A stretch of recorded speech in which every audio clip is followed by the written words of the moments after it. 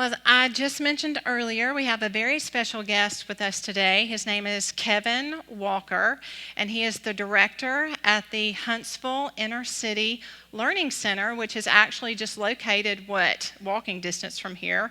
On what street are y'all located? We are located at 2450 Braun Avenue, Southwest, and if you leave here and go down the street, you make a right on.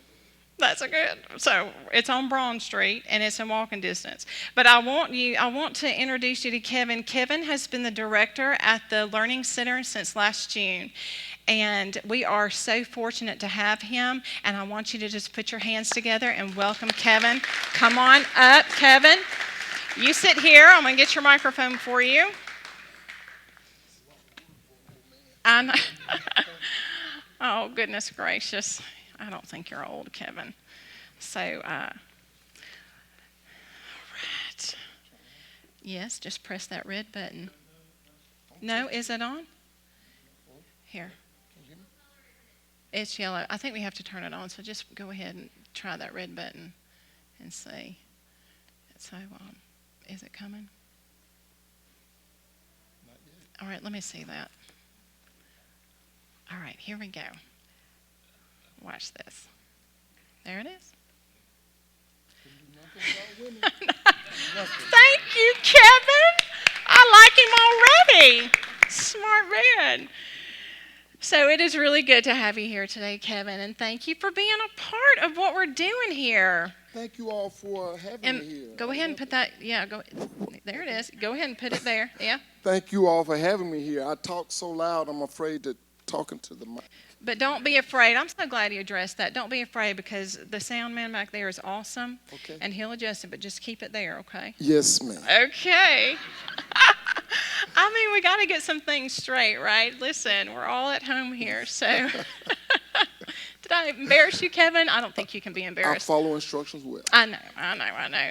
So, all right. So, Kevin, you have been at the Huntsville Inner City Learning Center since June of 2020. Am I right? Correct. Okay. And I just want to give a little background of what the Learning Center is. So it has been established for several years.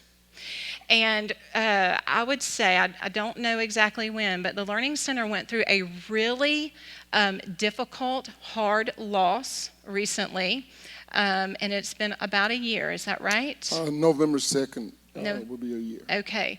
The director of the Learning Center, his name was Art Leslie, founded the Learning Center and died suddenly, unexpectedly, really overnight. Yes. And with that, it threw the Learning Center into a tailspin and just trying to work through grief and all of the ministries and outreach that you do in this community for families that are low-income families. And you have about 90 families that you minister to that Yes. come to sign up, and just a really huge outreach that is right here in the downtown area of Huntsville. It just threw a shock into everyone.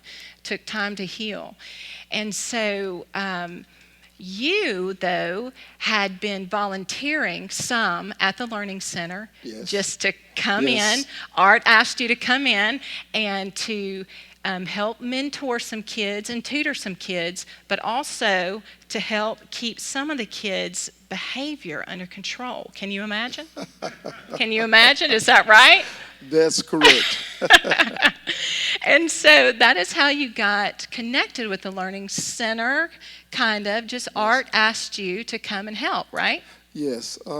When Art asked me to come and deal with the kids who were very difficult and they were having a hard time trying to get those kids to just be a part of the Learning Center and conform to what they were trying to do in the classroom as far as tutoring goes. So those kids who were so difficult that no one could do anything with, Art could do something with them, but he didn't have time to continue to deal with them, run the center. He said, listen, I need you to come on call. And I'm like, on call? He said, yes, on call. So I was the on-call fireman. That's what I did. Hey, I feel like parents, do you feel like we need an on-call Kevin sometimes? Yeah, I could tell. I wish I had an on-call. That sounds really nice. So I love the fact that Art called on you to come and volunteer and use your gifts and abilities there at the Learning Center, maybe in a little bit of a unique style, Yes. but Very unique. necessary nonetheless, right? Yes, and I think one of the things is when you're dealing with kids from low-income neighborhoods or situations, the biggest asset that you can give them in an environment like that is discipline. You can display that, and you can make them do the things that they should be doing. So I brought this bass voice to bear sometimes. Well, I hear you, but with that being said, you have an understanding of what inner city kids and families go through from a personal standpoint. And so, would you tell us a little bit of your growing up and what it was like and how that helps kids that you work with every day identify with you, and why you know that discipline or whatever it is that you bring to the Learning Center is so important? What was it like for you growing up? Well, being poor is very, very draining, both mentally and physically. But I hope. What? Okay. Holding the end There of the you go. microphone. Check up I on need that. to bat this thing correctly. There you go. Fox. Thank you, Rob. I appreciate that. Thank you, sir. Yeah. So you all can tell that I'm not used to holding a mic. I talk so loud because my hearing is not that well, so I talk loud. So, but anyhow, growing up in poverty is something that no one should experience, but no one has to continue to experience. There are people that don't live in the projects or live in poverty that are willing to help those people rescue themselves. A lot of times when you live in those environments, sometimes you don't have hope. You don't have hope. But there are people that can give you the encouragement and the will to endure to get out of that. Where did you grow up? Where did you grow up? I was born in Council Courts, and I was raised all of my life in Northwoods projects off of University Drive. You have that part that you can see there on University Drive, but back up in there, they used to call it the new projects, which they've built a couple more since then, but the streets were not even paved when we moved up there. Wow. And one of the things that was prevalent was people who wanted to do whatever they could to get a quick dollar, and what I would say, not pay taxes on it. The influence of those people can be overwhelming to a point where either you conform or you will be bullied. But growing up in that environment was hard. However, thank God for Coach Lumpkin and the Boys Club. Coach Lumpkin did not look like me. Coach Lumpkin was a big old white guy, and his lisp was worse than mine. But he, one thing I will tell y'all, one thing I told Lene is that I'm a pretty strong spiritually, mentally, and physically guy, but I don't have a problem with emotion. And I'm going to tell you all that until my last breath, I'll never forget Coach Lumpkin. Because even if your family, your blood relatives try to give you hope and encouragement, because you see them in the same situation you're in, and it's sickly over and over and over again, there were people that did not look like me, like Coach Lumpkin, that said, listen, you may live there, but you don't have to continue living there, and you don't have to die there.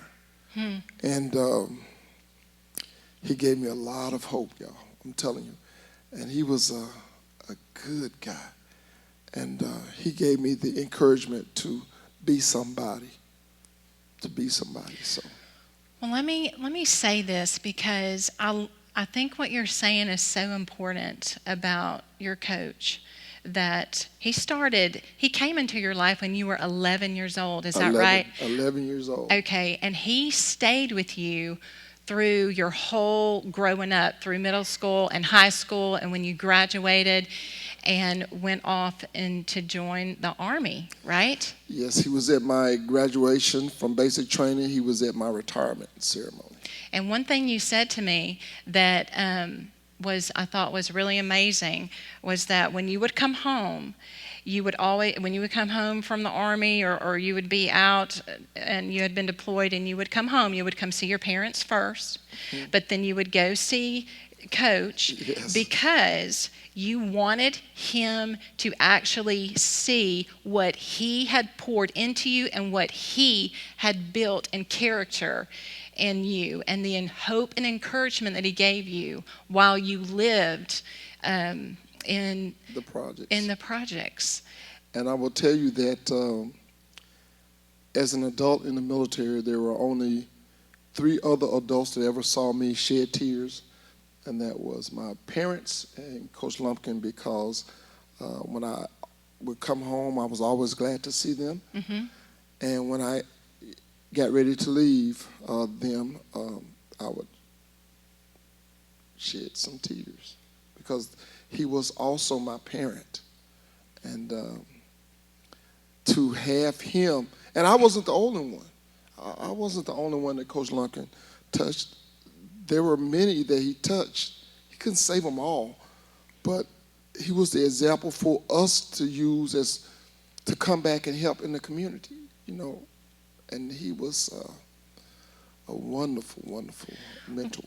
Well, tell us, so I want to talk about that. One of the things that the Inner City Learning Center does so well, and it's such a passion. It was such a passion of art, and I love some of the things that y'all have at the center that says a work of art. Yes. I love that play on words. But you said that these kids that y'all mentor and that come into the Learning Center, that it is so important to have someone else that is not blood kin and that shows interest, because one of the things that you target at the Learning Center is students are empowered, and I got this off the website and I loved it. Students are empowered here at the Learning Center to break the cycle of generational poverty and government dependence. And you said generational poverty is not about money. It's about education. It's about the willingness to get an education and to come out of poverty. You can be successful if we can educate you. Mm-hmm. And when you educate these children, that doesn't always mean going to college. You can go to technical schools, you can go to a career, you can learn a skill. But the key to that is to educate them, because generational poverty is fueled by a lack of education. You don't want to use words that will turn people off, but a lack of education is and not knowing is what keeps people in generational poverty. Because what can you teach those who don't know when you don't know yourself? So that's right. And so when the kids show up, at the Learning Center, it says the daily goal of the center is to provide children with a safe environment, that is enriching and conducive to learning. So y'all get on that homework. Yes. Y'all get on that homework and you get them ready for class the next day. They leave well fed. They have time of exercise and fitness. They also have people come in that share a Bible study or a devotional. And I love this for anybody who loves to garden. Y'all have a beautiful, do you garden? I don't garden, but I eat I don't everything either. she grows. Yeah, believe me. I love that. I love that. So I think that the Learning Center provides all kinds of amazing things um, and ways to volunteer. And so when you felt like you were called to, and this job opportunity came open at the Learning Center, um, what is it that you feel you bring to the Learning Center? What vision do you have for the Learning Center? Well, can I go back to Coach Lumpkin for just a Would minute? you? Because I love that man. I wish he was here today. Believe me, he is with me. But anyhow, I'll never forget it. I was about 16 at the time, and one of the basketball teams coach didn't show up, and Coach Lumpkin said, "Hey, go to the gym and coach that team." I said, "Coach, they're 14. I'm only 16. They're not going to listen to me." He said, "I said go in there and coach them."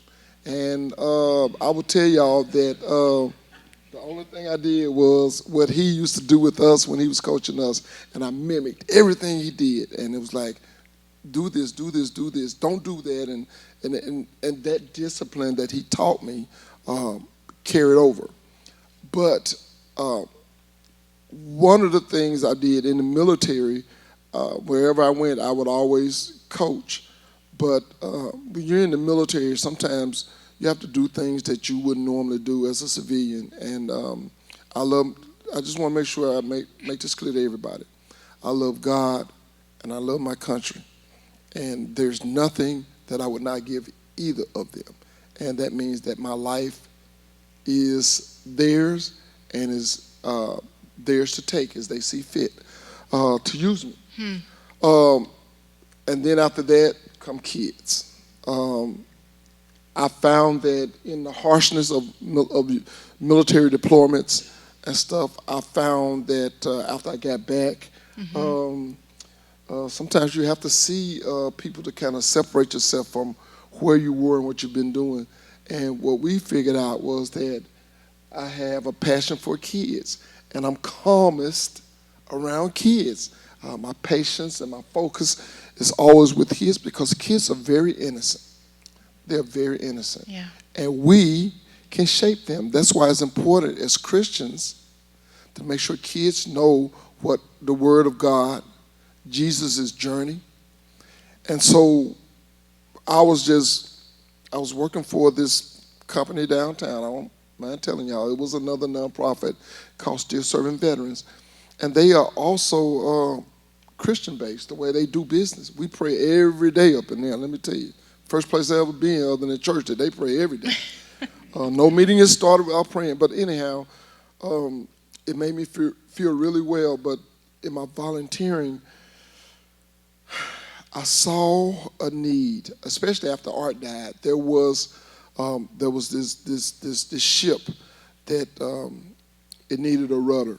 And I watched, and I had people say, "Hey, you should apply for that job." And I didn't want to do it. I liked what I was doing down there. And finally, somebody said something. So I said, "Well, let me pray about it." And doggone it, if it's not something that Art used to tell them, well, let me pray about it. So I prayed about it, and I prayed about it. And God told me to apply for the job. And I applied for the job, and I did something that nobody should do. And that's give a resume more than 2 pages long. But anyhow, what happened was that was the grace of God because they gave them a little bit more insight into what my experience was. And I will tell you that to be able to connect with kids, to see people like Jackie who has a love for not only kids but also for our country, to be able to go in there and connect, get the rudder in the water where it needs to go, to get the ship turned around and going in the right direction, has been really important to me. Yes. And it has brought me, being over there at the Learning Center, has brought me here to the Net Church, and we're going to have a good relationship.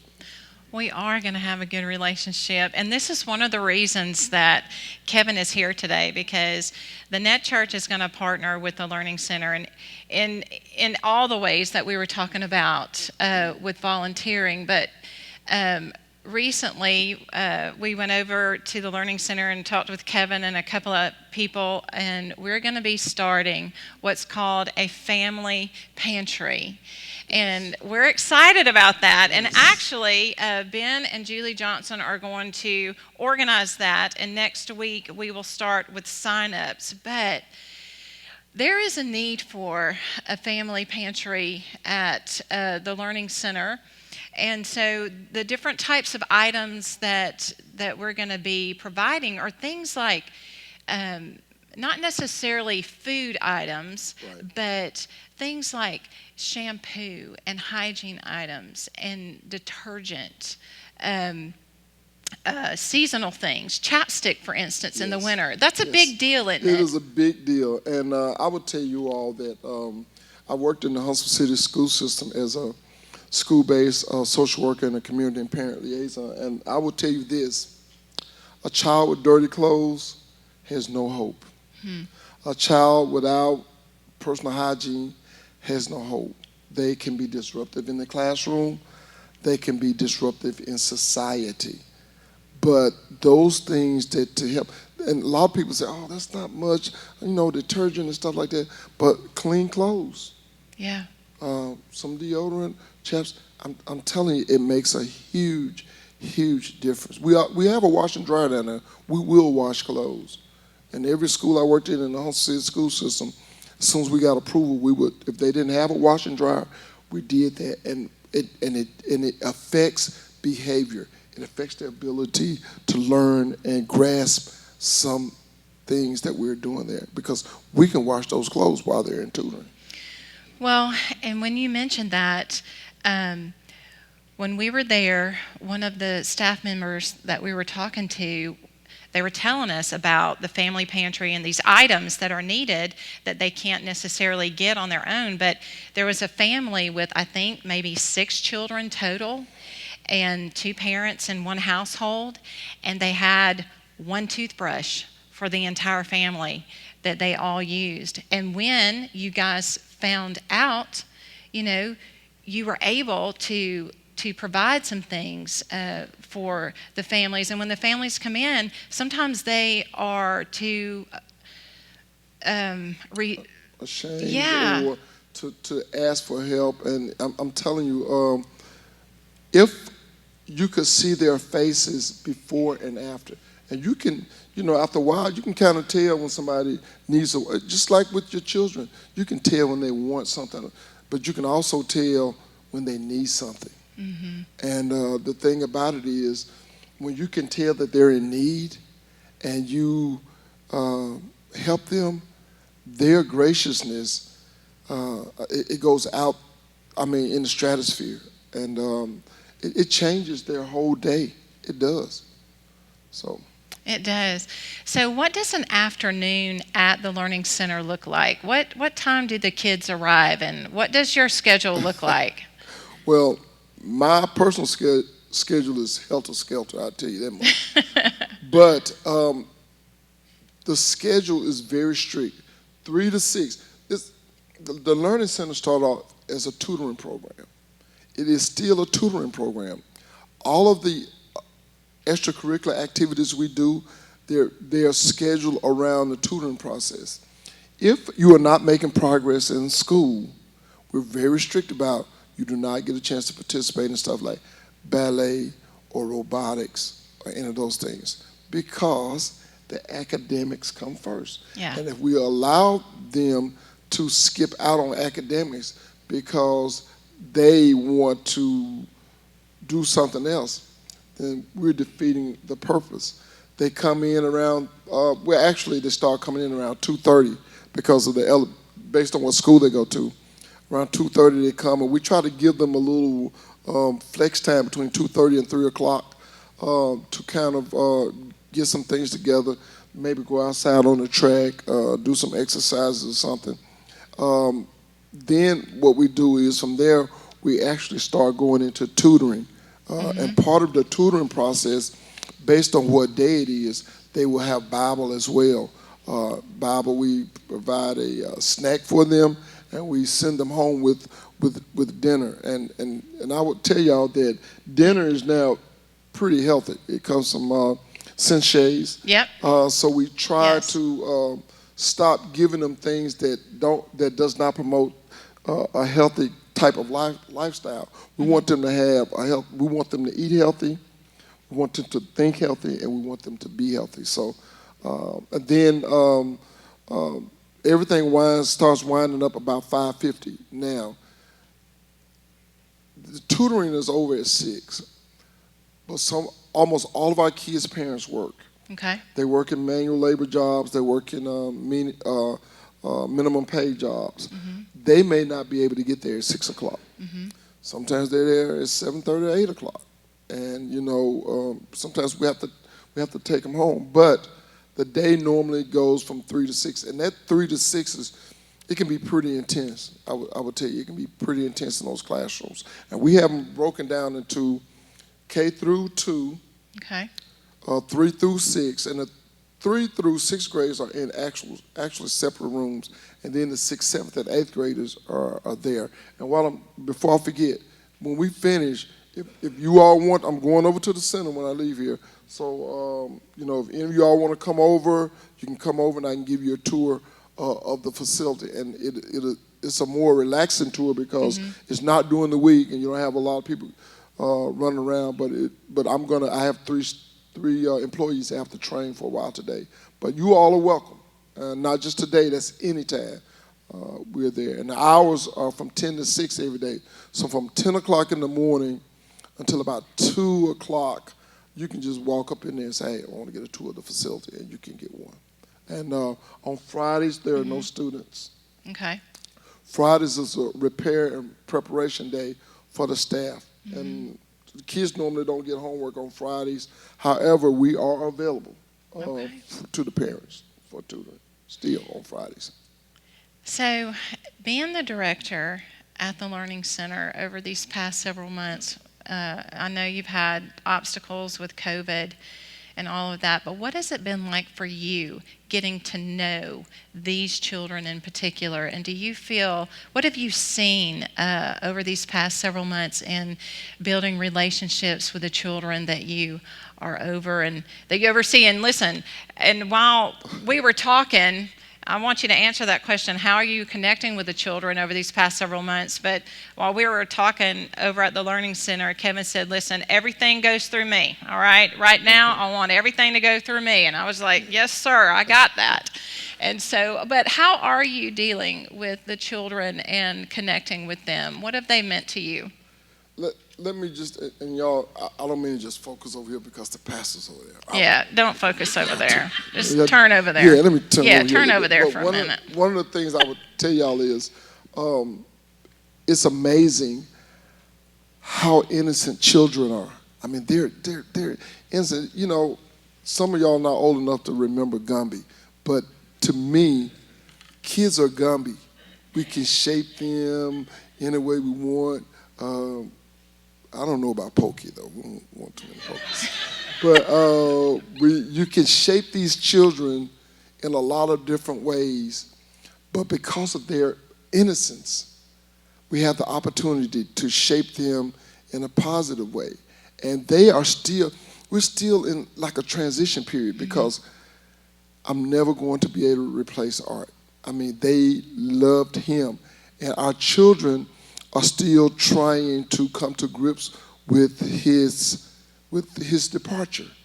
And it's hard for them to manage that. But what has made it better is that, you know how you play Simon Says? I always say Jimmy Says. And Jimmy Says is better than Simon Says because it's a way for the kids to start thinking and they connect with you better because most of the time, the kids see me as Art had a really easygoing kind of personality, and he smiled a lot, and he was a preacher, and this old man is not a preacher, And Well, you served 20 years in the Army. well, I Right? used to keep them in formation long times, preaching that they didn't do what they're supposed to do. But anyhow, the kids, it's not so much as me connecting with the kids. The kids have actually been connecting with me. And you have to figure out a way to do that. I love it. How do I do that? I have to make myself more vulnerable. I've started talking to them in smaller groups. I've even started making jokes about myself. I love that. To use the term, I don't allow the kids to call me Mr. Kevin. They either can call, they have a choice to call me either Mr. Walker or old man. And they tend to be more receptive, and they tend to put their guards down then when they start calling me, hey, old man, because then they can grab the humanization that I have rather than this big guy with this deep voice that looks at you and say, if you don't, then you're in trouble, real big trouble. More than that, the people who have helped me more than anything are my volunteers. Yes. They've helped me more than anything because they realize it's a transition period. And they realize that these kids and parents and even other volunteers, they loved art. So what have they been doing?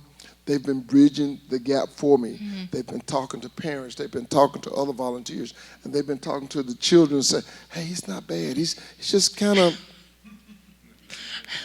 strange. So it works. And a term I use with my adults is that I'm kind of quirky. And everybody knows when you say quirky, you just don't know what you're getting. But what that does do is it allows people to approach me. And I think that's the biggest problem we have when you're doing transition. Yes. How do I approach him? Well, you approach him like you approach anybody else. Just be straight with him, and if he doesn't like what you say, give him a sugar cube. He'll be okay. And, you know, especially with females, I have 4 sisters, and in order to learn how to tell time, in order to learn how to tie my shoes, in order to learn how to do a lot of things, I had to play Barbie dolls. I had to dress up in those tutus or whatever they wanted me to dress up in. I had to put on lips. Anything they wanted me to do while my parents were at work, I had to do because I was not going to learn how to tell time or tie my shoes if I didn't do it. And as soon as I learned how to tell time or learn how to tie my shoes, believe me, no more Barbie dolls and no more that stuff. But I say all this to tell you all this.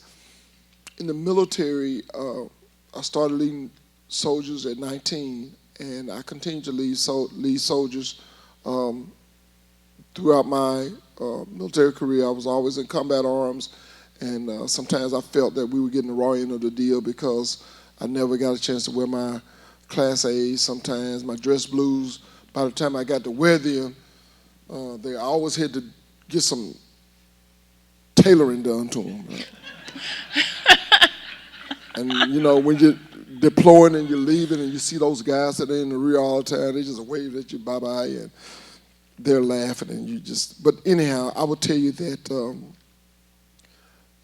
being strict and a little bit rigid, sometimes overbearing, can cause you problems when you're dealing with young people and other people. Mm-hmm. And I've had to learn in these 20 years since I've been retired how to manage those things.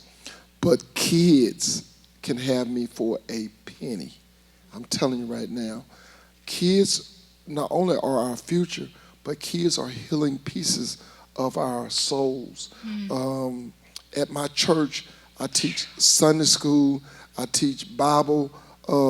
They like to do now, if they like to do Zoom sometimes with me, so they can reach kids,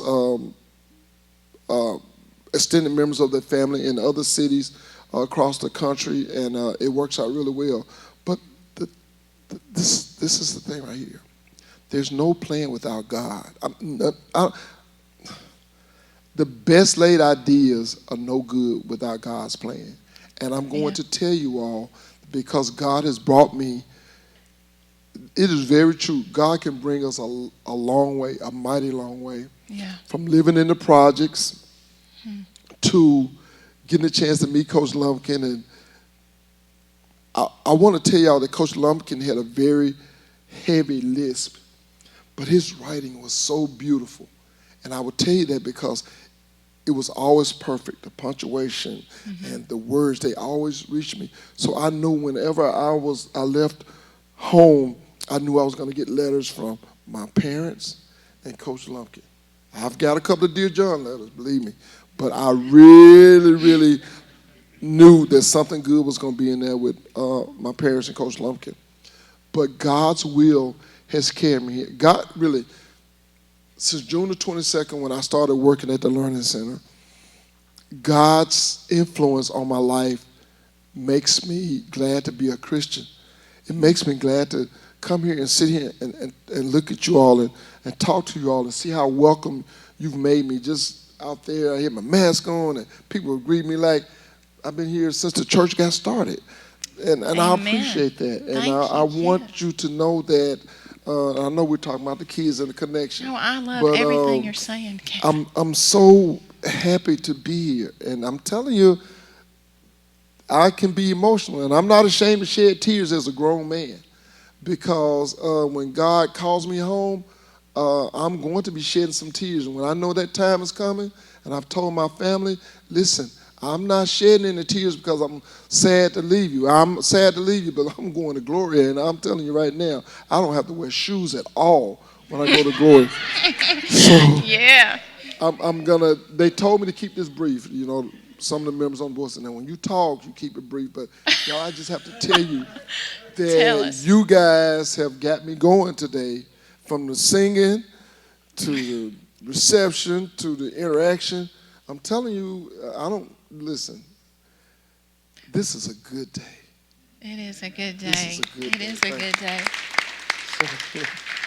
You know, what I love, Kevin, is your honesty and just your humility is so touching. And, you know, I think a lot of times when people want to come into the Learning Center to volunteer for whatever reason, I think you've just displayed being yourself and being honest about who you are and what you have to offer.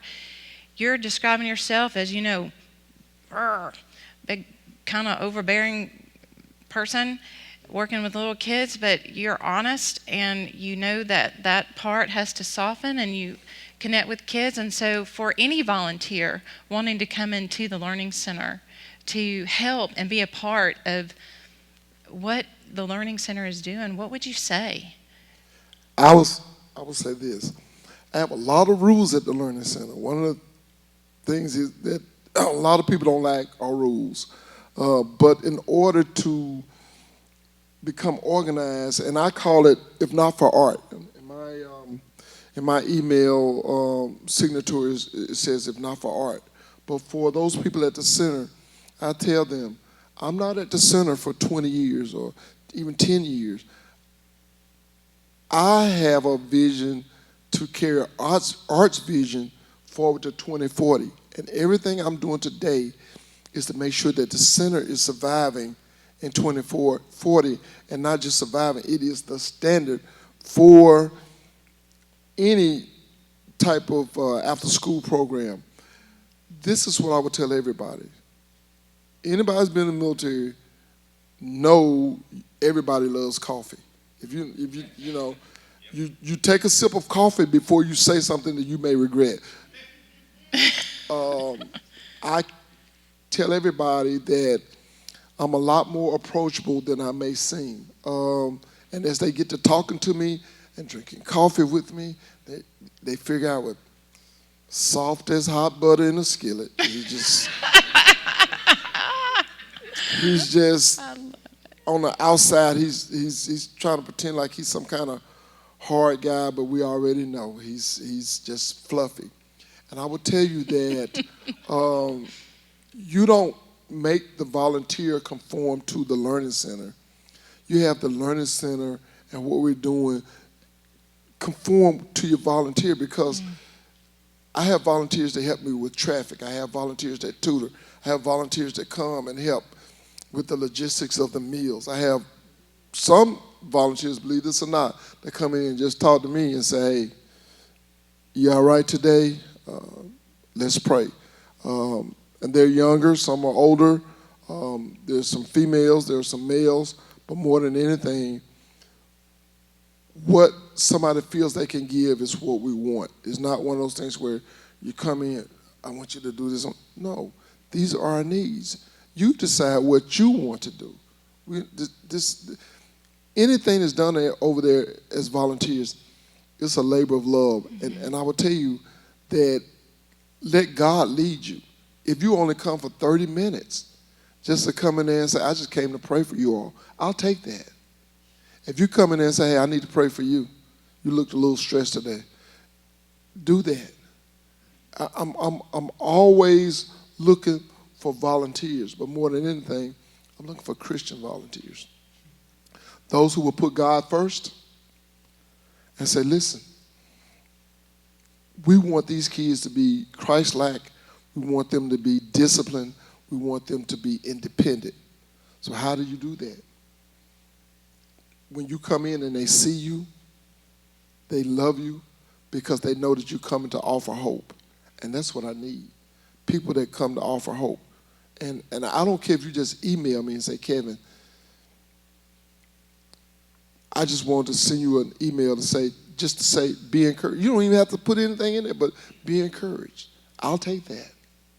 I will take that. I normally get to the center about 7:30 or 8 every morning, and I'll be there, and I'm there most days 6:30, 7, 8. I work in the warehouse a lot of times. If it's dirty or messed up, I can't afford to always wait for volunteers, so I go in there and work there myself. I check the billing, I check the I check the mail. Saturdays and Sundays, I check the mail and make sure that any donations that are sent to us, I put it in there for our accountant. But I also check the building. Sometimes I live in Madison. Sometimes I wake up at 11:30 or 12. I'm an old man again, y'all. I'm ready to go back down to the bedroom about 7 or 7:30. Mm-hmm. But I will wake up at any time and go and check the building. 1 o'clock in the morning, 2, 3, whatever time is that I feel God is leading me to check the building, I will go. So I want you all to, if you feel inclined, to come and check us out. And if you don't have to do any volunteering today, you don't even have to do any volunteering next week, but your prayers are just fine with me. Well, I love that, Kevin, and I really wanted to share that because even though I want to tell you something about our church is committed, our church is passionate, our church is genuine, our church is generous, our church is awesome. Do you not agree with that? It is. I know. It's great, yeah. Sincere, very real, just down-to-earth people who love God. It is an amazing, amazing church. And yes, the Net is partnering to do the family pantry, and I'm so excited about that. But I just wanted for anyone to know that it's just not that. We can do anything we want to do at the Learning Center. And who doesn't want to come and just say hey to Kevin? I just think that is so great. I can see why that you were hired for that job. You have such a great, great heart for what's going on over there. Well, let me just, I believe that honesty is very important, and my character is a part of my life.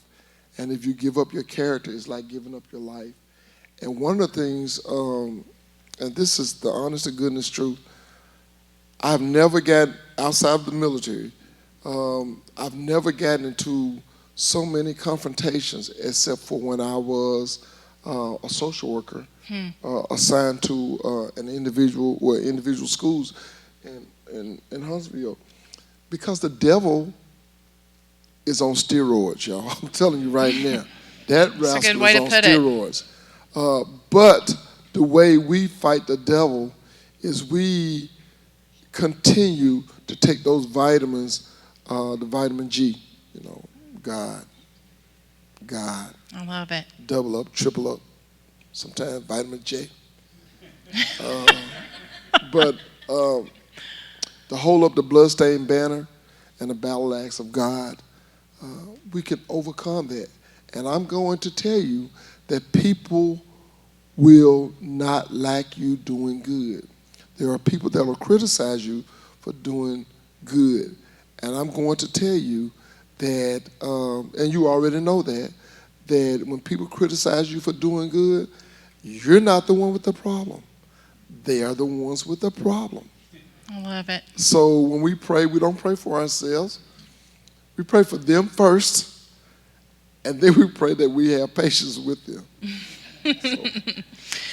Well, I just want to say that we are going to be starting the family pantry, and we're going to have, beginning our sign-ups will be next week.